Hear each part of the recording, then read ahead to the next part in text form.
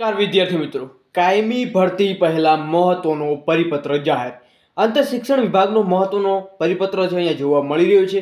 લાંબા સમય પછી ખુશખબરી અને જાહેરાત પણ જોવા મળી રહી છે. તો મિત્રો વિડીયો છે પૂરો જુઓ અને અગત્યની માહિતી છે મિત્રો, શૈક્ષણિક લગતી તમામ પ્રકારની અપડેટ તમને આપણી ચેનલના થ્રુ તમને જોવા મળી જશે. ટેલિગ્રામ ને વોટ્સઅપ ગ્રુપ બને જોઈન નથી કર્યું તો વિડીયોની ડિસ્ક્રિપ્શનની મુલાકાત તમે લઈ શકો છો. આ મિત્રો મહત્વની અપડેટ શું છે આપણે વિગતવાર જાણીએ.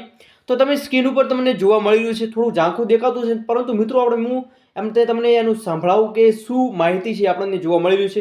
સૌથી પહેલાં તો તમને માહિતી આપું છું કે કમિશનર શાળાઓની કચેરીથી જો કોઈ પરિપત્ર આવે છે તો ઉચ્ચતર વિભાગમાં હશે.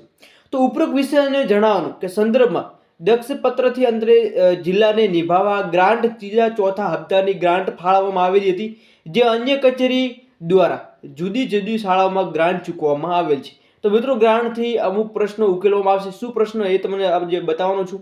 તો યાદી મુજબની શાળાઓમાં શાળા સંપત્તિ ક્લાર્ક 20/4/2024 તો મિત્રો સુધીમાં કચેરીમાં 4 શાખાઓમાં ફાળવેલી ગ્રાન્ટનો આદેશ લેવા માટે બિનચૂક મોકલી આપવામાં જણાવવામાં આવે છે. તો ઉક્ત સમય મર્યાદા ગ્રાન્ટ આદેશ લેવામાં નહીં આવે તો ત્યારબાદ જો કોઈ પણ પ્રશ્ન ઊભો થશે તો મિત્રો તમારા આચાર્યશ્રીને જોવાનો રહેશે. તો એમના ઉપર મિત્રો આવશે.